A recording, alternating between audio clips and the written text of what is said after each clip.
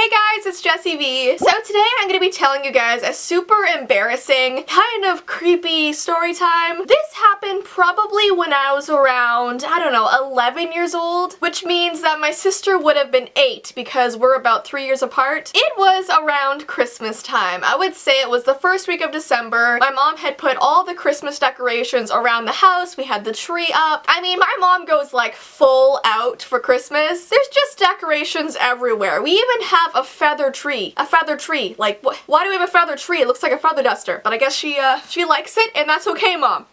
I support you. So the only thing that was different is back then we had this Santa statue. This statue was, I don't know, I can't even show you guys. Let's say it starts from my head. It was probably like, my hands don't even fit in the frame right now. Like half my body size at 11 years old. Does that make sense?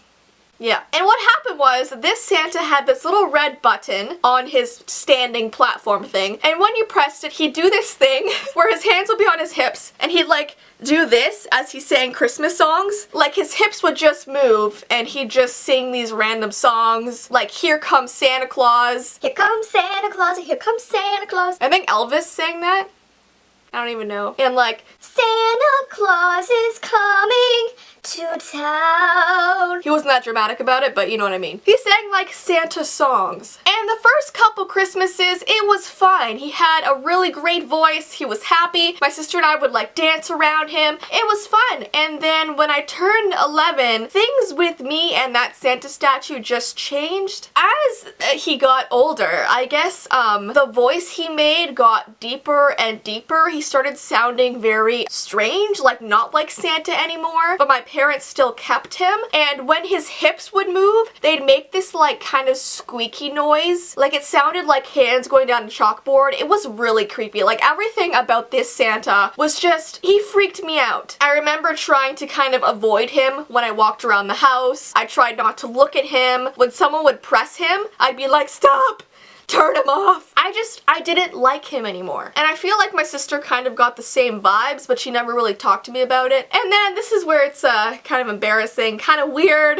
But one day, my parents left my sister and I home alone just for like an hour to go Christmas shopping. And I was in my room just minding my own business, and there was no one on the downstairs floor. Mandy was in her room upstairs, I was in my room upstairs. I was on my computer when suddenly, that is when I started hearing that familiar tune, that very familiar voice from downstairs. But this time it was like lower and creepier. Here comes Santa Claus, here comes Santa Claus. And like slower and drawn out. And like when you're 11 years old, that is not something you want to hear. That is just like super creepy. So I was like, no, this can't be happening. This literally cannot be happening. I'm covering my ears. I'm super freaked out. So what do? I rush into my sister Mandy's room and I tell her that our Santa toy is haunted. Now, it technically wasn't a toy, it was like a statue thing, but I like to call it one, so I just kept saying, Mandy, the Santa toy is haunted. And she was young enough that she believed me, so we both started freaking out. We were both screaming and crying in her room. We closed her door and we hid behind her bed, and that's when I called my mom, and she picks up the phone and I'm just like screaming and crying. She can barely understand what I'm saying, and I was like, Mom, Santa's coming to get us. He's possessed, he's haunted. And I don't think she thought of the statue at first. I think she thought I was talking about actual Santa, because she was like, no honey, Santa's really nice. He's in the North Pole. He's getting you presents. He's a really great guy. And I'm like, no Mom, he is haunted. He's coming to get us. He's downstairs. And that's when she clued in. She's like, oh, the Santa statue again, Jess. You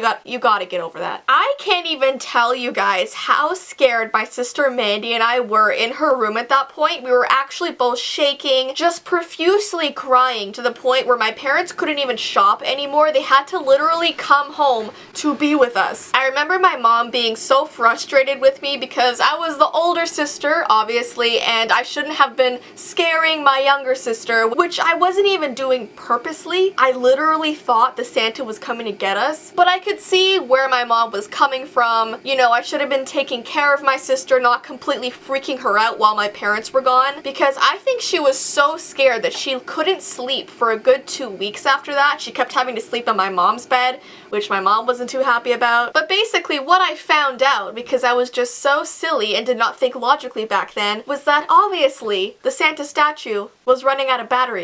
Obviously. Why didn't I even clue that in? All my dad had to do was go upstairs, get new batteries, put it in the Santa, and Santa was back to normal. He was back to his jolly old self, just, you know, swinging his hips like Santa Claus does. But I mean, still, that thing gave me a really bad vibe. Every single time. And then like 2 years later, the battery started running out again, and I was like, Dad, just throw it out.